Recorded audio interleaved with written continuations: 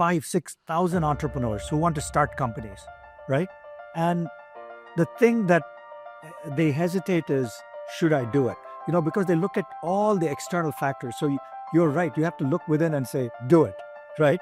But that takes guts and courage and only comes from within. Because if you're spiritually, in the sense, soul power is high, you have the strength that even if it doesn't work, I know. It's like, again, you're not dependent on the terrain. You know how to walk. So you will be able to walk on any kind of terrain because your mind is not dependent on the outer world. So then it's easier to take a risk. It's easier because you say, what can I do?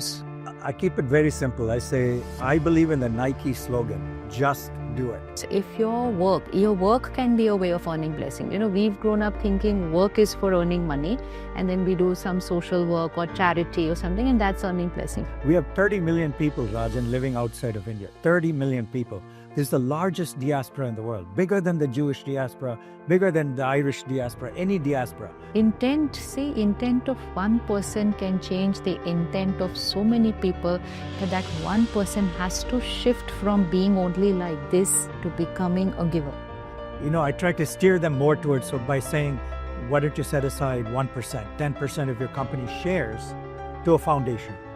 If I'm earning a very big amount, I still feel giving a couple of lakhs is like nothing. But it was taught to us 25% of your income has to go in charity. It does not matter how much you are earning. That Sudama came with a potli of rice and Shri Krishna gave him a palace. So what is the meaning of that? That Sudama had only rice and he surrendered all that he had. So it is not what you are giving. It is what you are giving of how much you have. Giving, you're actually freeing yourself more than anybody else, right? And what impact it's having on others is a secondary, concept.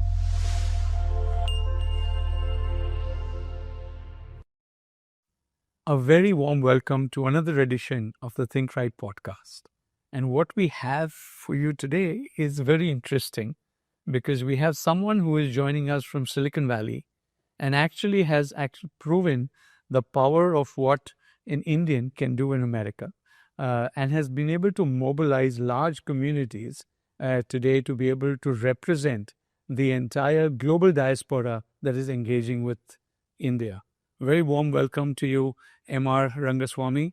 M.R. is an old friend, something that, we have spent a lot of time building together. But I must tell you that, M.R.'s journey in Silicon Valley, started, of course, while he worked for someone, and we'll have him talk about it. But then Forbes recognized him as on the Midas 100 as the person who invented, or actually around whom the word of angel investing was coined. And we'll go deeper into that because writing a small check to help an entrepreneur, envision and create their own dreams and make that into a success is a very, very important support role that an entrepreneur needs at time. We'll go into that and many other accolades that MR has had, with the Sandhill Group and otherwise. Very warm welcome, MR, and thanks for being here. And of course, we are joined with our ever-radiant spiritual mentor guide for the ThinkRight Podcast, Sister Shivani. A very warm welcome to both of you. So, MR, I gave a little tip about your journey. You had a rich experience there, both as an entrepreneur, investor, community leader now. Take us a little bit through your journey. Rajan, thank you for having me. Thank you for the kind words. Great to be here. And again, my journey, I don't see it as very special.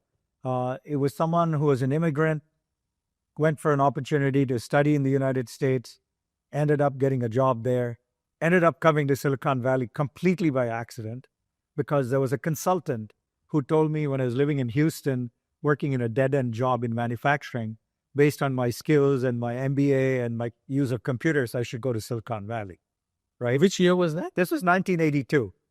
Keep in mind, there was no internet, there was no social media, no Facebook, LinkedIn. How the heck do I find where this mythical place called Silicon Valley is, right?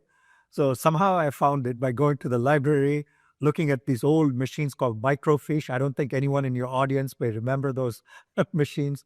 Try to find job openings in Silicon Valley and writing people letters, posting stamps on the letters, sending it in. And one company was crazy enough to hire me. So that's how I got to Silicon Valley 43 years ago.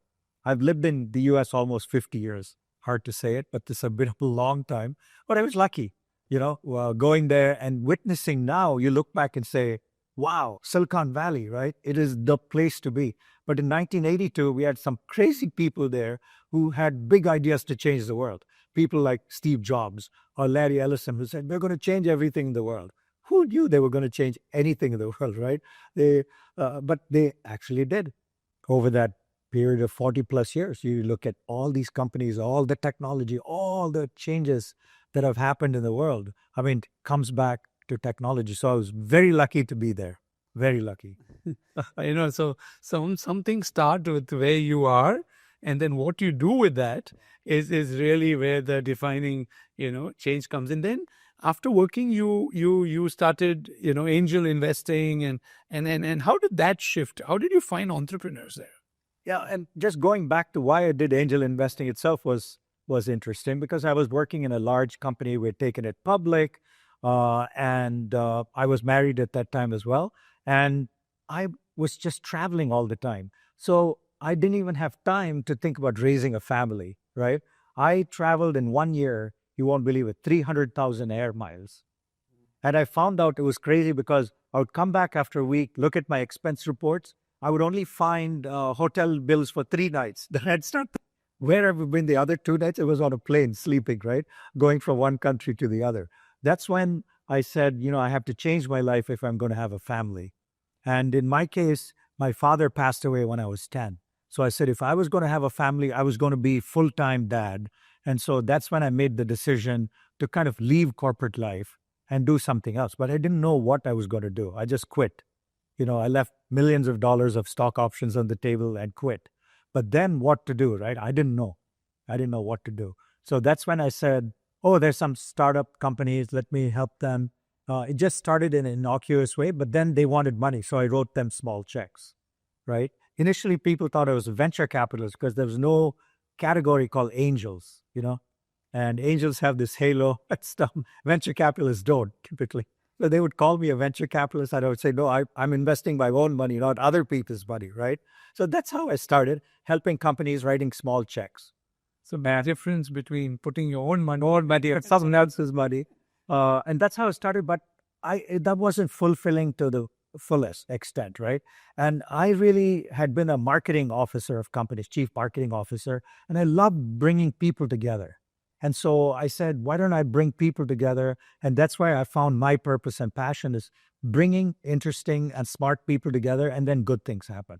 So that's how my journey started with building what I call high impact communities, is get smart people together around a cause and let them loose and good things happen. That's what I've found. I've done 3 of these communities, and each one is become a rich, robust community because the agenda is not to make money. The agenda is just to help anyone in that group. How do you see when a person makes these shifts, right? In life, there are triggers, like you're working, then you want to start a family, so that, and then suddenly you realize, I can achieve a larger purpose, giving more to a larger community. And, like MR's example is all the 3 phases. Sometimes when you go into, how a life should be lived, and where you should do many of these aspects, how do these shifts happen? When you look at it, how does when one looks back, what should one think? There are some souls who have the power to be able to live differently. Majority would live the normal way, and the normal way is what the majority is doing. So that looks as the safer way, because let's say that's the path so many are walking, so many have walked, and they've reached their destination. So it's the safer way. But some people choose a new way, a way which no one has walked, a way when you start, there are going to be a lot of people who are going to say like, this is not the right way.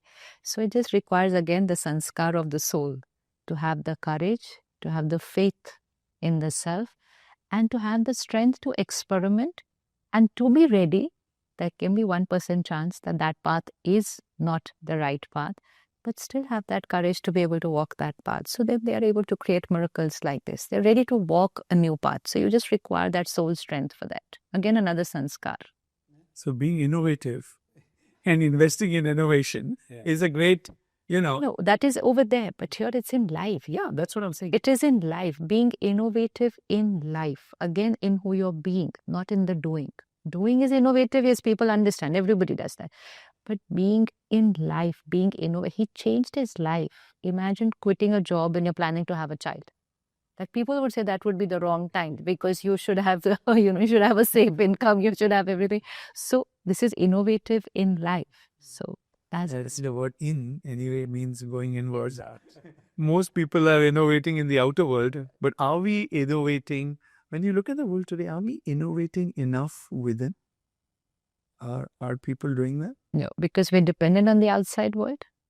So we actually don't even believe that we can create any different thing inside. We're just reacting to the outside world now. So the inside is just reacting to the outside world. So we are innovating outside so the inside could feel something different. And that's why you see in today's world, people get bored very easily. Because it's so dependent on the outer world that after some time, that same thing is not creating any good feeling. Now I need something more. Because it's completely dependent on the outer world. So you're not innovating within, only innovating outside. So what Raj Yoga spirituality teaches us is your next moment should be different from your previous one in terms of going upwards on your well-being journey, the spiritual well-being, which means what was my vibration now? It should be going up. So that is innovation. You're creating new every time. So you don't get bored because you create newness every time. Here we are the same. And we're just reacting to what's happening in the world. So that's why we're looking for difference, new things only outside. But spirituality says only difference inside. What were you last year? What were you last month? What were you yesterday? Are you creating that difference? So the journey is to keep that slope like this, the vibrational index. Innovating is exciting, right? I mean, I've never seen MR by all these years ever down in life. He's always got this smile, this energy. Excitement doesn't matter who he meets, whether we meet at midnight or we meet. There's a secret formula. What's that secret, MR? I think, sisters, right here, right, where we're looking too much at the outer world. You need money. Why are you taking this risk? Everything is done by outside factors, right?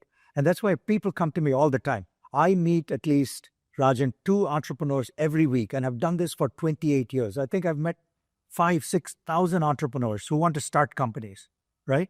And the thing that they hesitate is, should I do it? Because they look at all the external factors. So you're right. You have to look within and say, do it, right?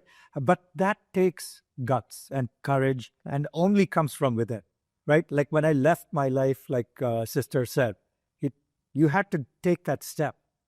And most people would hesitate and say, no, I have a child coming, I need income, I need security. But most people won't do it because you're driven by external factors.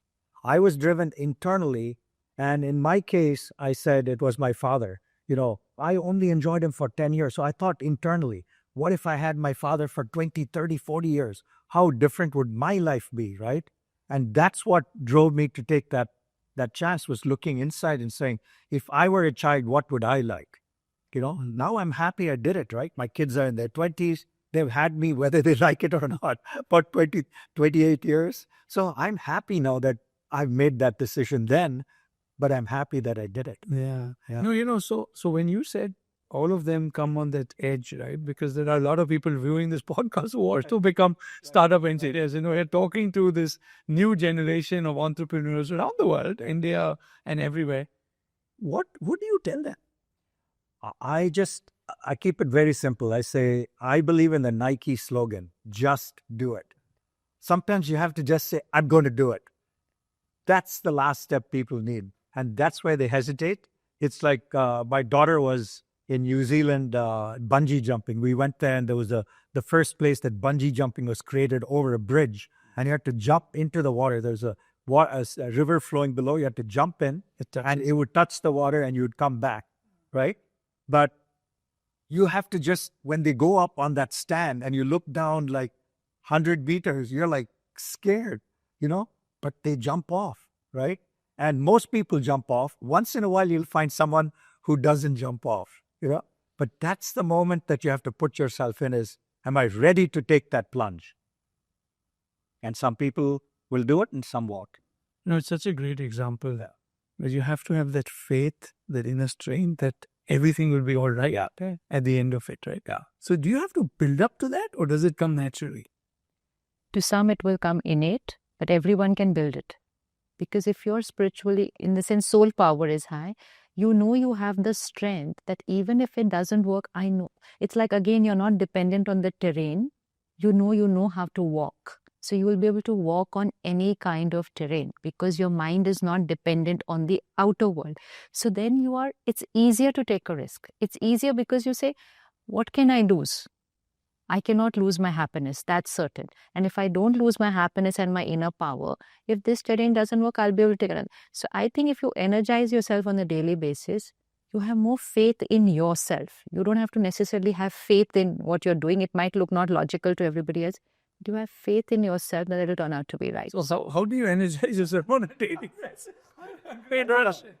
A lot of people do ask me that. They say, do you do yoga? Do you do mindfulness? So this must be the innate sanskar. It's a very innate sanskar. And even when I, want to take time off, I walk. I try to do my 10,000 steps. I do all that stuff, but I do it in a speedy way. So I was thinking, I'm a speedy mindfulness person. Even when I walk, 1 mile in 15 minutes, right? I walk 3 miles in 45 minutes. I'm like running, right?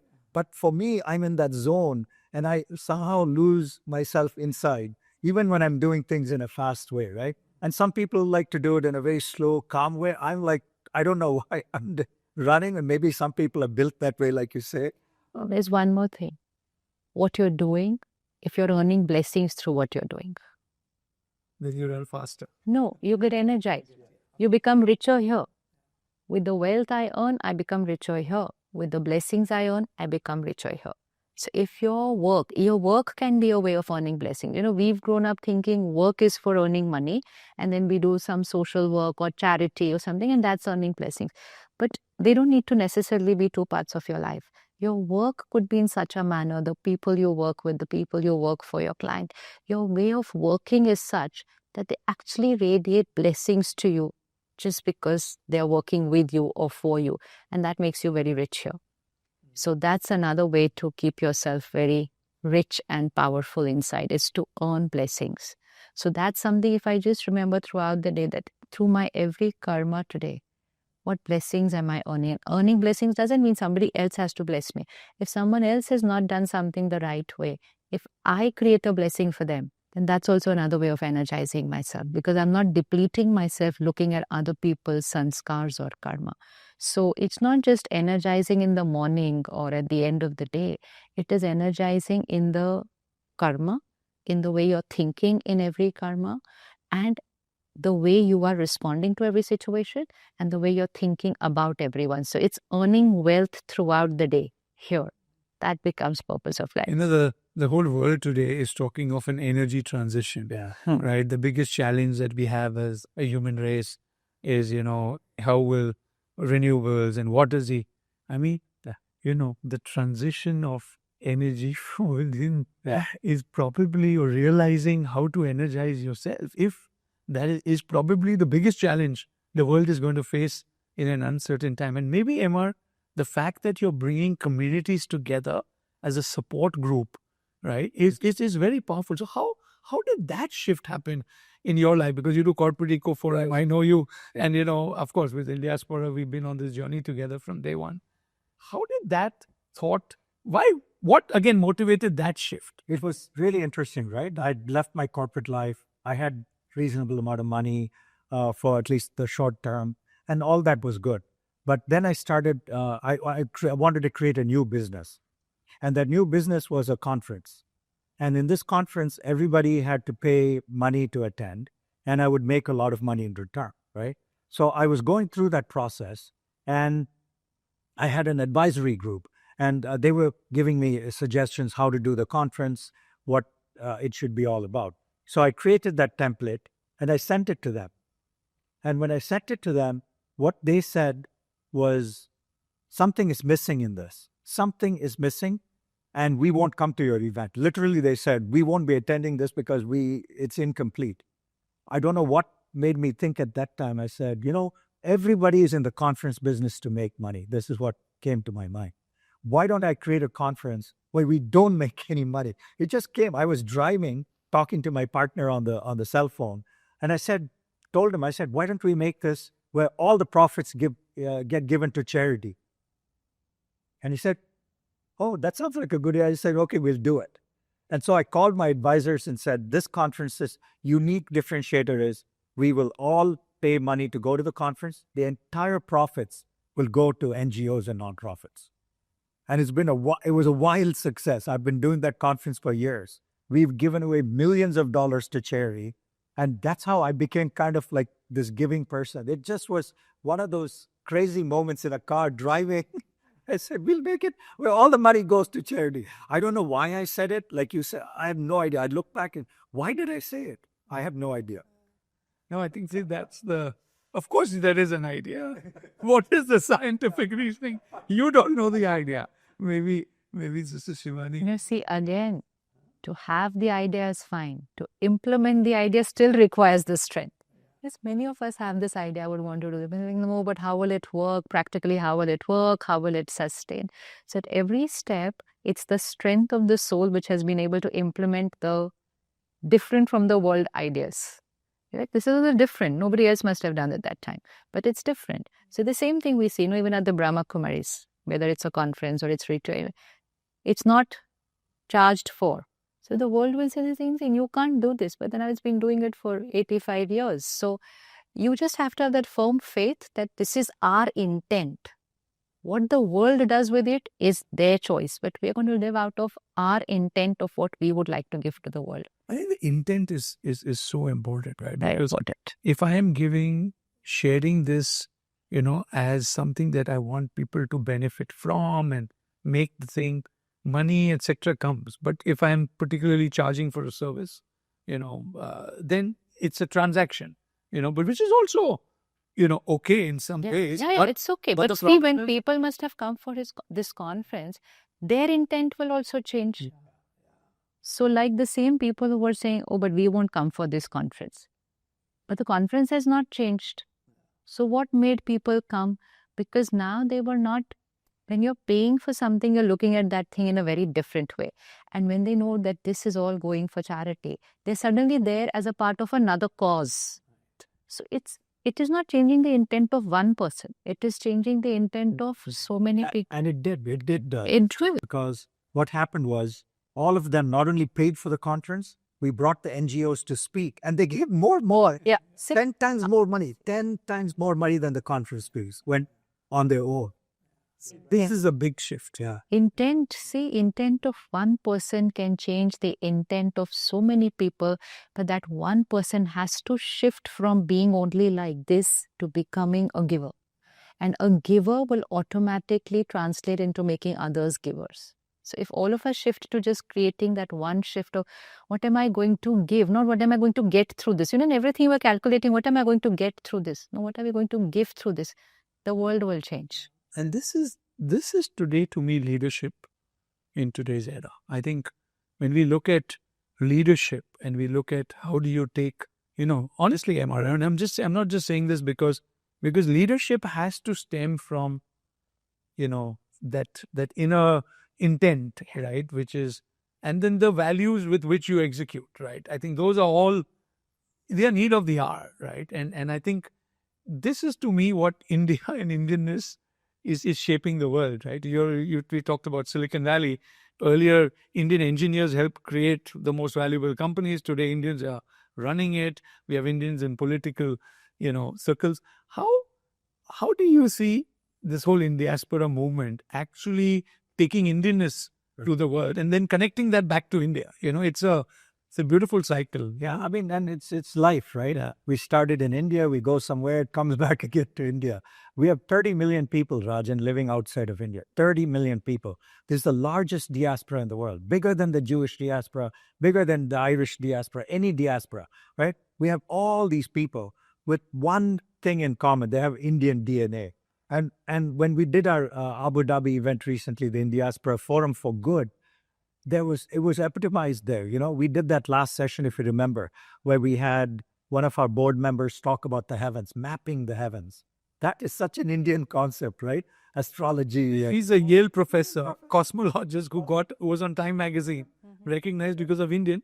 She's saying, I look at the cosmos as the complete different perspective. So she was there. Then we had the leader of the Transcendental Meditation Movement, Dr. Todi Data, who's Lebanese. He's not even Indian, but he talked of pranayama and TM and how the brain improves. He's done research at MIT, right? Then we had, Didi Krishna, who talked about goodness. That's Indian, so Indian to be good. And then finally, Nobel laureate Kailash Satyarthi came and talked about compassion. That whole session, nobody talked about business. Nobody's talked about receiving. Everybody just talked about what that I thought was Indianness. That was completely Indianness. Yeah. The forum is called Indiaspora Forum for Good. So what you're saying, right? The intent is in the title. Yeah. The intent is, why am I coming there? Because I am coming to see how I can be a part of a goodness movement. So when you look at the word good and goodness, how do you know why it's most important right now? Yeah. We are going through a transition. Actually, not a transition, a transformation. A transition would just be So if you look at like he said, it all comes back as a circle. So time is cyclic. So it's like morning, afternoon, evening, night, and then dawn, morning again. Similarly, the world cycle is based on the vibration of the soul, and so the vibration of the planet. So that's also divided into 4 parts: the golden age, the silver age, the copper age, and the iron age. So in Hindi, we say Satyug, Treta Yug, Dwapar Yug, and Kal Yug. Now, Satyug means the souls are energized, like 100% perfect. And those souls, and that continent is Akhand Bharat, and that's why it's called Swarnim Bharat, which means the golden Bharat. Golden aged Bharat means the Swarnim Bharat. And that's why Akhand Bharat is the ancient civilization. Majority are modern civilizations. Bharat is that ancient civilization because Bharat is in the morning. So the morning, afternoon, evening. Most modern civilizations are only in the night, which means they come in the Iron Age. They were not there in the Golden Age, Silver Age, and the Copper Age also. So that civilization, when we say Indianness, what does it mean, Indianness?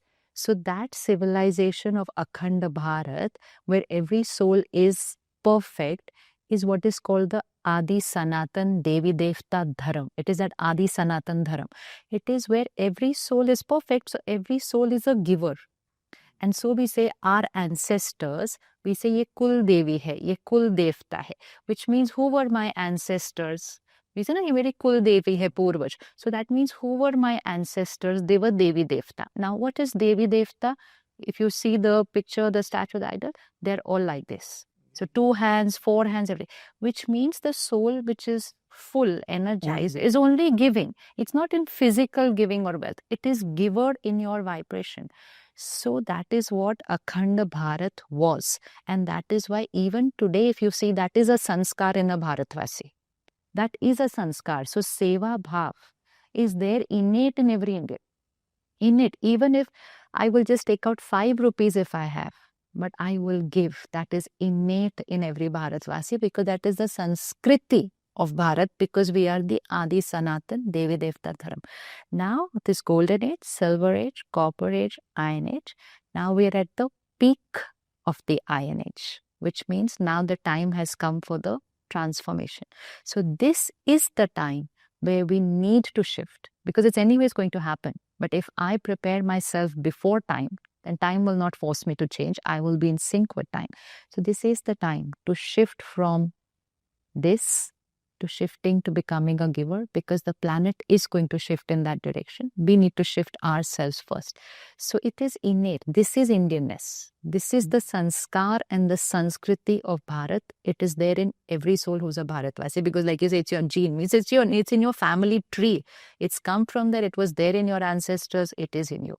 We see people, and all of us know, they wouldn't have enough to even sustain their family, but there will always be a small amount which is to be given away as charity. It is there innate in Bharat. It is innate. Earlier we used to learn, 25% of your wealth for your elders, for your parents, 25% of your wealth for you and 25% of your wealth for your children, 25% of your wealth, dan, charity. That is how it has been taught in Bharat. So it is innate. So being a giver, not just in wealth, but being a giver as a sanskar is Indianness. No, That is Bharat.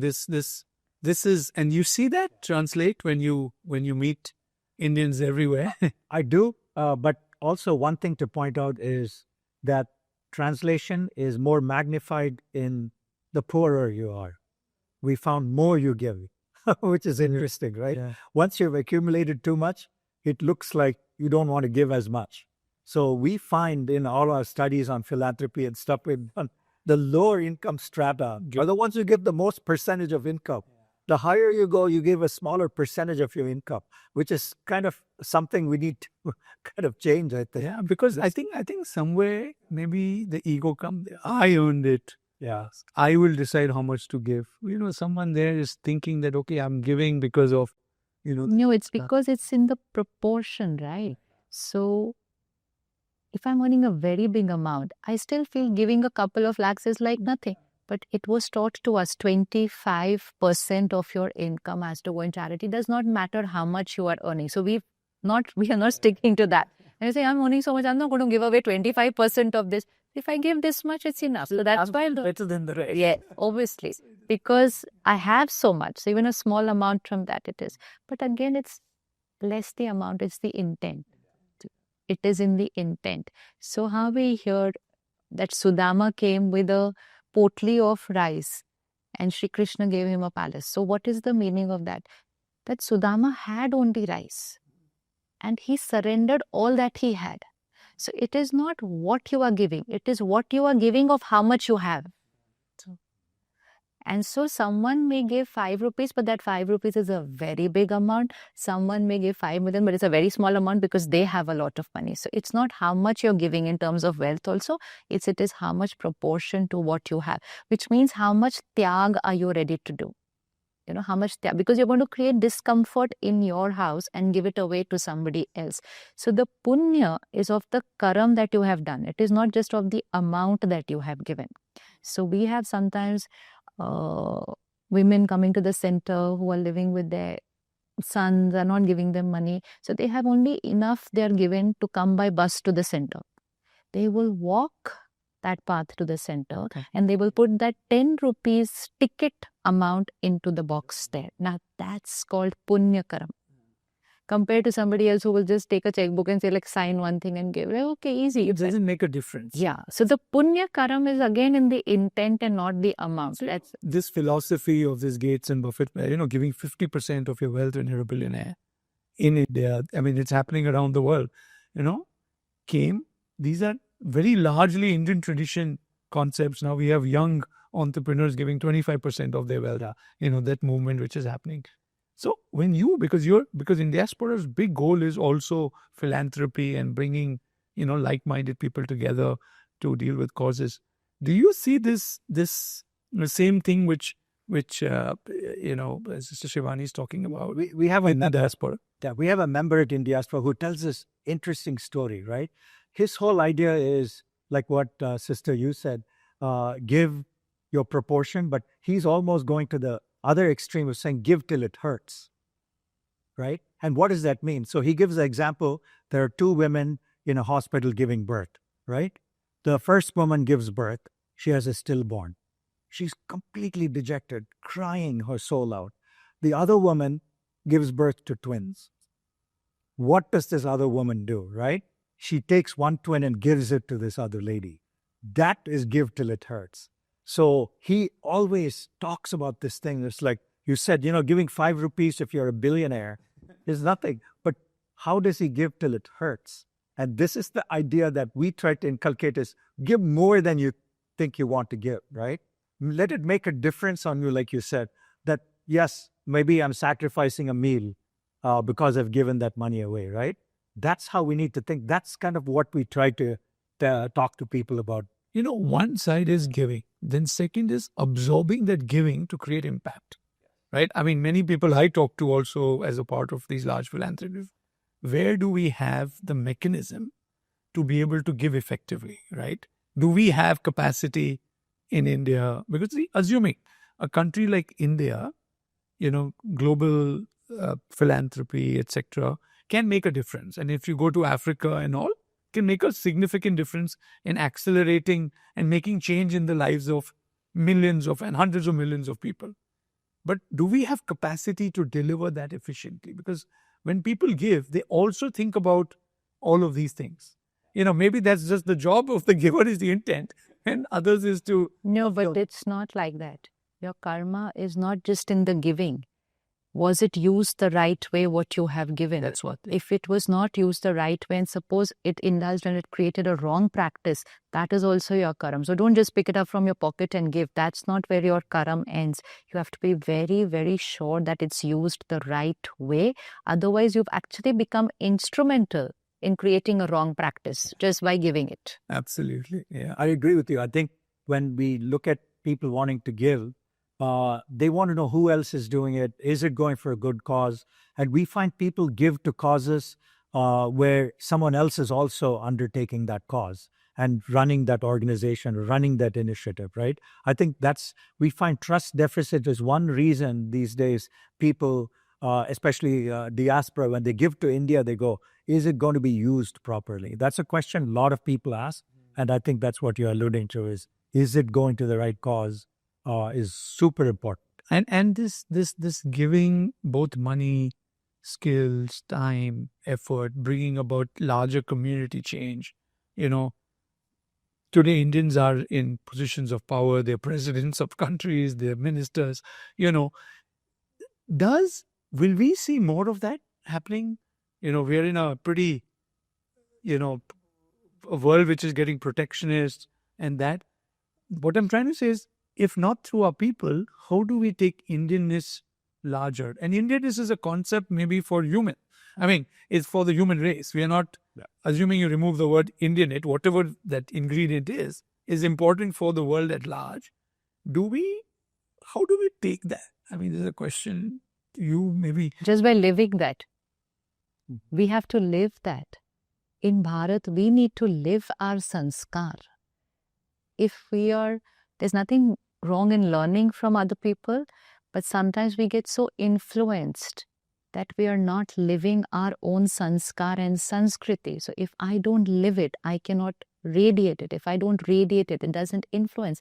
So all that we need to do in Bharat is live your sanskar. Don't wait for someone in another Western country to live it and then share it with you. And then you say, oh, now this is a good idea. No, but you had it since Amrit Vela Brahm Muhurat is in the Sanskriti of Bharat for thousands of years. But then they are now paying and doing workshops to say how to wake up at 5 a.m. So it's called the 5 a.m. wake up time. So it's nothing wrong in learning. I'm saying why don't we live our sanskars and Sanskriti? Because this is going to give power to the world. Because Bharat ki Sanskriti has those tools which can take care of emotional wellness and which can be prevention of mental health issues. And the world is looking for it right now. World needs those tools. How to prevent mental health issues, how to protect the emotional health of people. It's in the spiritual lifestyle. And Bharat has those tools. We just have to start living it. And when we live those sanskars and Sanskriti, automatically it's radiating to everybody and everybody will take it up. Now, one thing to add to that, Rajan, is we did a survey of the diaspora. And we said, how much money do you give? What percentage of income? We also told them, how much of your time do you give? And this was very surprising results we got. Indians, diaspora in the US, give about the same amount of money as an American would give. The surprise was they give twice the amount of time that an American gives in causes. So they actually are willing to give more time than their money, which was very Indian, I thought, right? Seva is always not about money. It's about going and doing something. That was a startling fact that we found. Twice as much time as money than the average American. So like we looked at a pool of wealth, 25, 25, 25. If I look at my pool of time, and I think most people forget that that's the most valuable wealth. Today we are sitting here, 15 hours a day, 4,500 hours. I don't know, you live 30 years, 50. We have 100,000 hours, 200,000 hours to live. That's the wealth. How do we use that wealth? Like today we are doing this podcast, 1 hour is minus. What am I doing with those? And most people at some point can calculate, what is that? That's a wealth. I mean, in this physical form, this body.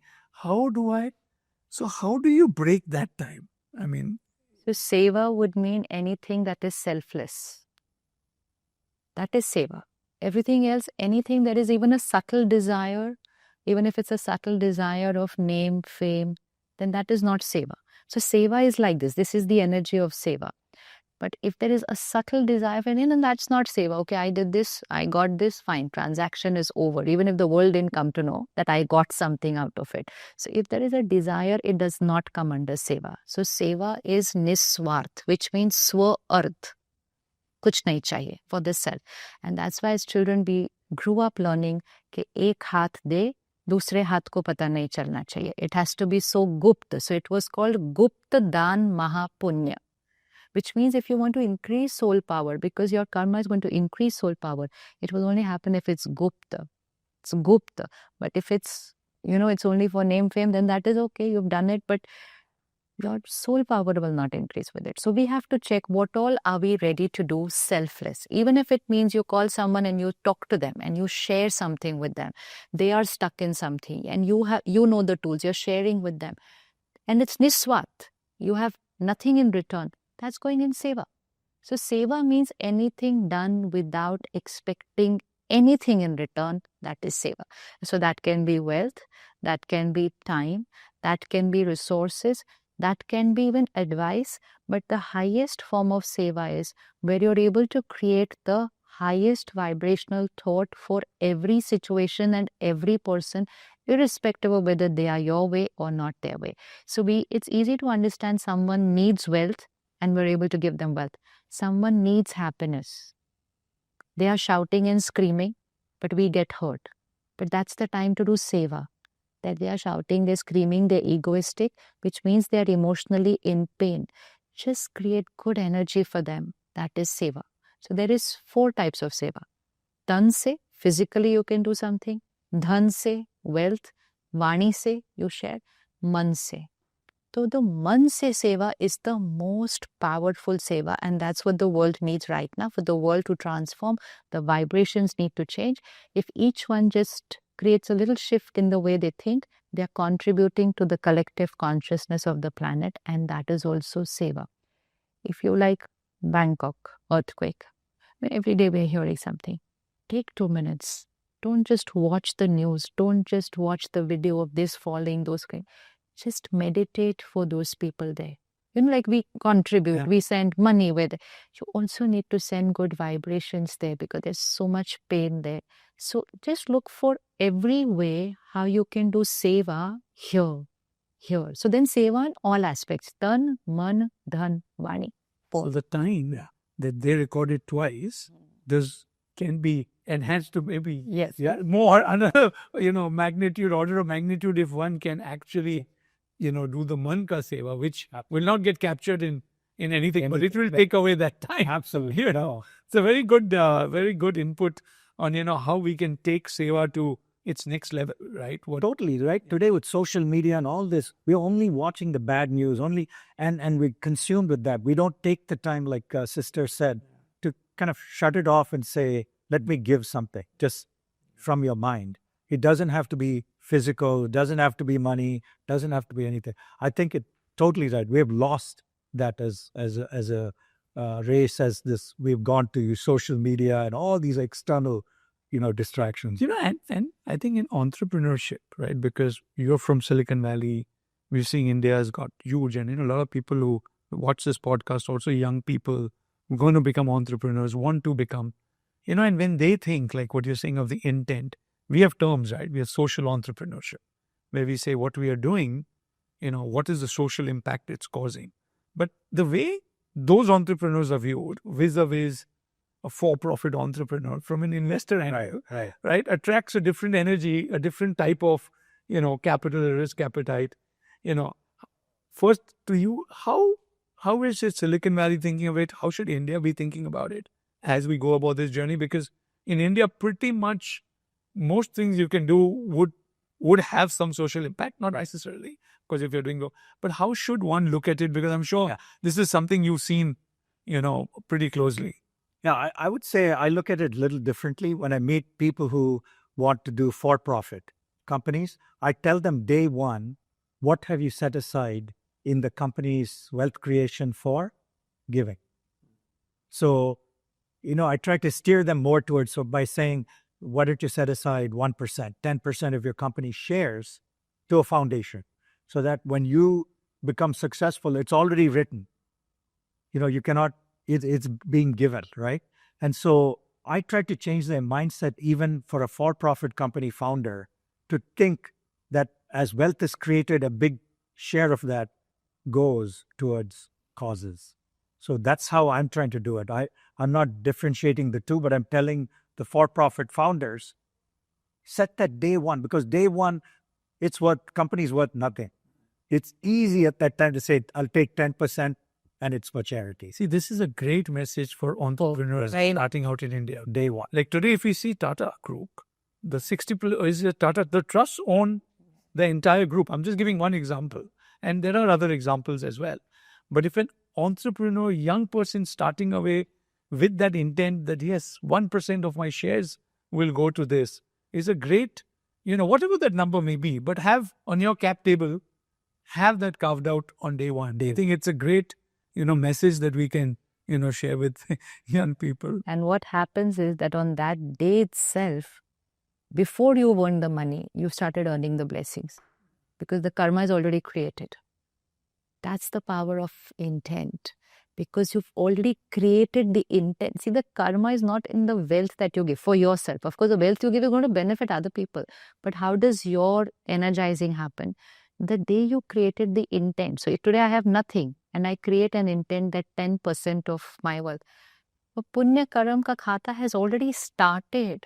And tomorrow, even if you are not able to earn that or give that, but your Punya Karam already got created even without even being able to give wealth, because you created that intent that you will give them. So the intent, it is not the Karam, it is the Karam ke piche ka bhav which is going to create your destiny. So the intent is very important. And most important, it just changes you as a person. It starts making you selfless. We've become so much what's in this for me in everything, to such an extent that even in relationships, we are looking at what's in it for me. So, because once I start getting depleted, it doesn't remain only at work. It will go to my relationships and everything. So when you just create this intent of seva, you're changing your sanskar, you're changing the person you are. You are shifting from a person who said, what's in it for me, to say, I'm ready to give. It is a shift. This is compassion. And this is the need of the hour. We need to be compassionate. So it's just the intent will change the sanskar of the person. So great message for startup founders. So can scaled up companies also do that? Just then anyone can take a decision, no? Probably the tougher is that, as Gus said, if you do it first, it makes you do it again and again, right? You create a habit. It's harder to create that habit when the company is worth $1 billion. You kind of go, am I giving 100 million? But then later you go, I've already given 100 million. I can give 100 million more. Right? So it's creating that habit that you want. That order of magnitude change as you go. Like what we were saying, when people get a lot of wealth, they can't give 100 million because, they've never got you. They've only been giving, But if you've been giving from day one, I think that's another great input that Indianness, what we're saying in the world, can. What everyone can do today with this podcast is fix a percentage, even if you're not business, but even if you're a professional, salary.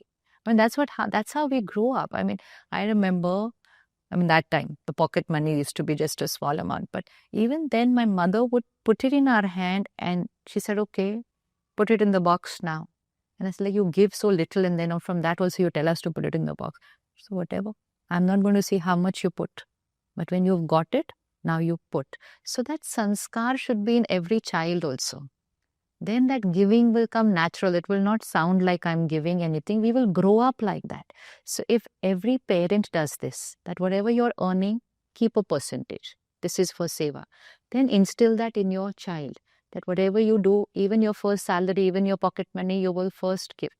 It changes the person. It's not just about the wealth. A It great will change the example you're person. giving, because Chris Martin, who's been the heartthrob of India through his Coldplay concerts, and the Sachin I know him. Foundation hosted him.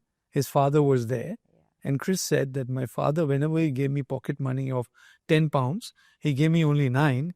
He said £1 is going to charity. So today he says every show that I do on the planet, and his shows generate the largest. He said 10% of what goes every time as a percentage. It's just one example, but I think it's important. Whatever you fix, this, if we can bring that shift in people's lives, I think, if it starts from India and goes around the world, it could be a great contributor. Maybe, we need to socialize this idea with... I agree with you. I mean, India has exported so many things we don't even think about. The soft elements of India, right? Yoga, right? We did a study in the US and we found that there are 36,000 yoga studios in the US.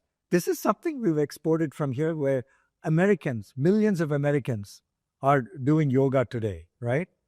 Same kind of thing. We can give other concepts to the world, right? Yeah.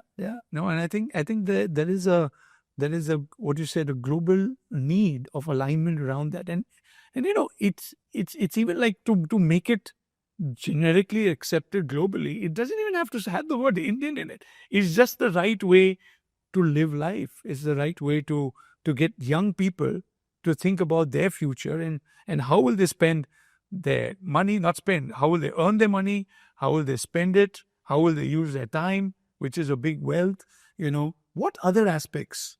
And most important to remember that you're not giving for the benefit of the other person. The giver is benefiting. They have to remember.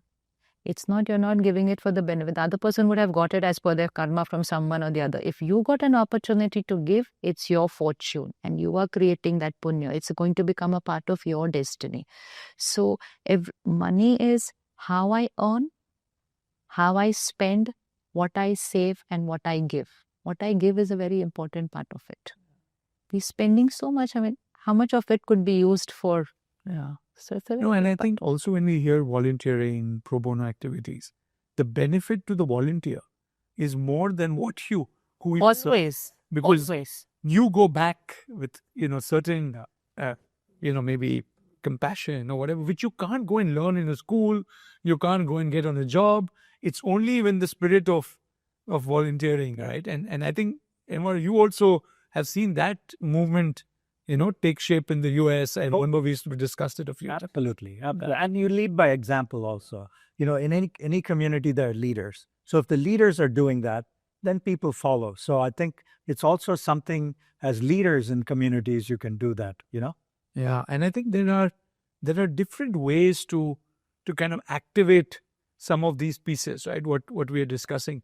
So if through your experience, because now you're engaging the global diaspora, right? It's going not only from rich Western countries, but, even countries that are emerging economies where the diaspora is there. I think it can play a more meaningful role in those countries as well. Absolutely. Right? Is there something that you think, again, I'm talking diaspora, Indianness, this one theme, how do we, when we look at a global vision, what role can people in India play? Let's put it that way, to help enhance and strengthen that. Yeah, I think the many different ways, and you put it correctly, right? There are many other diaspora countries now who are not as rich. For example, Guyana. But Guyana now, they found oil. So that country in the next 10 years is going to be richer than anything they ever imagined, right? But that's now, there's an Indian president there, of Indian origin. So again, there can be that kind of connect with countries. Maybe the next country might be Fiji, where there's a lot of India. You never know, right? But I think the thing that kind of connects us is that Indianness. So as long as India can project to them, give them things, even when they were not as rich, like sister was like, just give. You don't expect anything back, right? but then you might get back something much later in life or the next generation from those people. No, not you might. You will. You will. There is a natural law that science has not been able to prove. So people don't, so young people don't, understand. It's only through your own experience that, you can do that. And for audiences, we can see three of us smiling because there is that experience that you've seen that you've got so much more than what you ever gave or you could have imagined. Thanks to the First thing is the soul power will increase by being a giver. That's the more. See, everything in nature is giving. Everything in nature is giving. Human nature is also to give. It's just when we become like this, it's actually depleting soul power. So giving will energize you. Make giving your way of living, giving in every possible way. The more you give, the more you will get energized. So giving is, that's what I think. When it will benefit the other person, we don't know, but we will benefit that minute when we create that thought of the giving. So giving is energizing. Earning is not energizing. Maybe the new Earning only gives you all this. Giving is energizing. maybe the new word we call is gliving. Living So through giving. But we should take a concept like that, and you're innovative. I mean, today's discussion is about innovation. The inner innovation, and how do we use the Indian power to actually help the world innovate internally. I'm just saying gliving is a way of life. I mean, I'm just parking a thought. It's a good thing to think about. I was thinking, people always tell me, why do you have so much energy? Why are you doing this? And I look back, and what you made me think of now is my team at Indiaspora says, you are a part-time volunteer at Indiaspora. You work 40 hours a week. So that's by giving us, because 40 hours, I don't even think about it. But I think that's the energy that it gives. Now that you've told me that, I'm thinking and saying, maybe that's where it's absolutely coming from that, right? Because I'm volunteering my time 40 hours a week. So I'm energized, I think, because of that. And because you don't have the baggage of, you're thinking what I'll get and all, you're able to do it with peace of mind, with no stress, with the energy, because the stress comes when you're thinking, oh, I was supposed to get this, I didn't get that. What if that goes?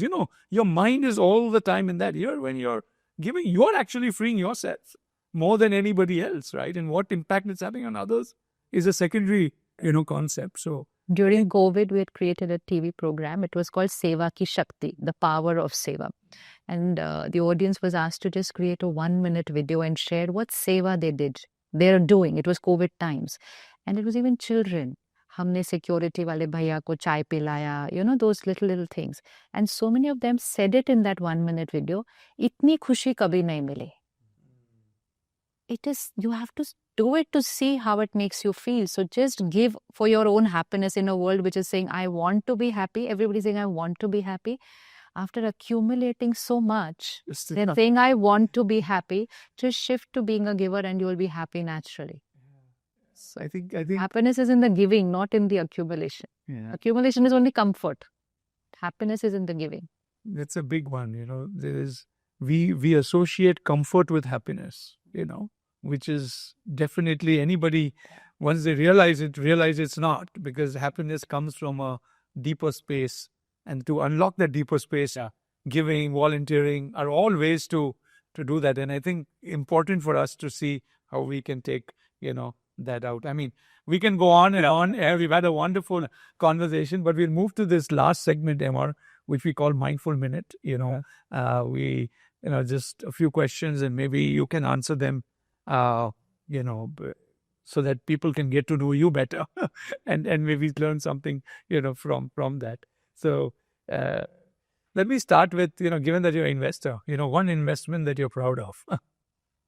Is investing in a nonprofit. When their budget was only $1 million, I helped raise $100,000, 10% of the budget in the first year to this nonprofit. That nonprofit now gets $75 million a year in donations. So that, I think, is my biggest investment I made as an angel. Lovely, lovely, amazing. A mistake that turned into a learning experience. A mistake that turned into an experience. Sometimes you, in the investment world, you invest in a founder and they made you money. Then they come back in that again to raise money for the next company and you give them money. Maybe that's not the best thing, but I've done it a few times. A couple of times it's been a mistake. So, but I'm still making mistakes. In one such case, we did it together. We did it, but then I did that same mistake again now. So I don't know. I don't know. I hope it's not a mistake, but I've done that again. We co-invest in some things together, and I know what you're talking of. Yeah. A change you want to see in the next decade? I would say the biggest change I want to see is people not expecting anything in return. I think most people, when they meet or try to do something, expect a quid pro quo.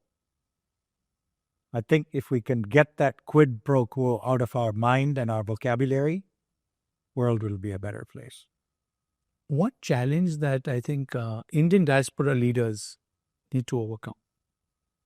I think it's connecting with everybody in the diaspora. A lot of times in the past, the diaspora has been suspicious if you're meeting another Indian or doing something like that. People have been a little suspicious. Why? Who's he or she? Should I help? I think we should, without any preconception, meet and help anybody you meet. One place in India that feels like home. I mean, I know Chennai because you're born there, but outside of that, where do you feel at home in India? Outside of Chennai, I got to think. That's a tough one. That's right.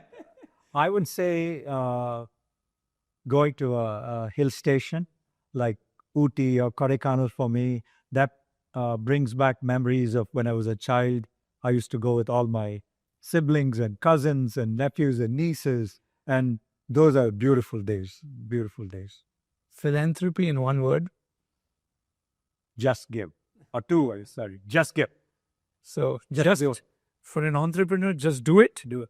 For a philanthropist, just give. The word just makes it like it's effortless. I think it's just effortless. It means don't think. Huh? Don't think. Don't think. I mean, don't overthink and don't think. Actually, forget Just overthinking. Just don't think. Make it natural. Give 1% or 10% of your startup in shares from day one. Yeah. Don't think. Don't overthink it. Just Not even overthink. Suppose I see you thirsty, I'll pick up a glass of water. I won't think, should I give you a glass of water? It's just do it. natural. So it comes natural. So that will be natural. You don't have to think about it. So moving to an effortless giving thing. And, and I think if you do it for a little bit, the beauty about the human being is that if you know a habit, you do it 21 days, it's become natural. So you just need the little initial discipline and it becomes, a way of life. And lastly, a leader you admire the most. Gandhi.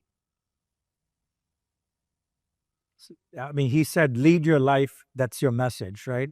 Something like that. So your life is your message. So what you want to be should be what you communicate to people. Lovely. And I think, we'll end with one last word from Sister Shivani. I asked him, leader you admire the most. He himself is a leader. And he has done so much, as you can see, for the diaspora, for the world. What is your message for how can we get more MRs in the world? What is that quality in MR that, that resonates and that we should see how we can build more? See it on his face. You can see the radiance on his face. So if you want it on your face, just learn from him and just experiment with it. See this thing of selfless, he's underlining it. It's selfless. So the more anything, it doesn't have to be your entire life you're doing something selfless, but anything you're doing selfless is increasing soul power, and that's the radiance on the face. So everybody wants that. Today, if we go for events, if it's 1,000 or 10,000 people, just ask, kisko khushi chahiye? Everybody raises their hand. And you're like looking at them and saying, but you all don't have any problems in your life. Everybody can't have a problem at the same time.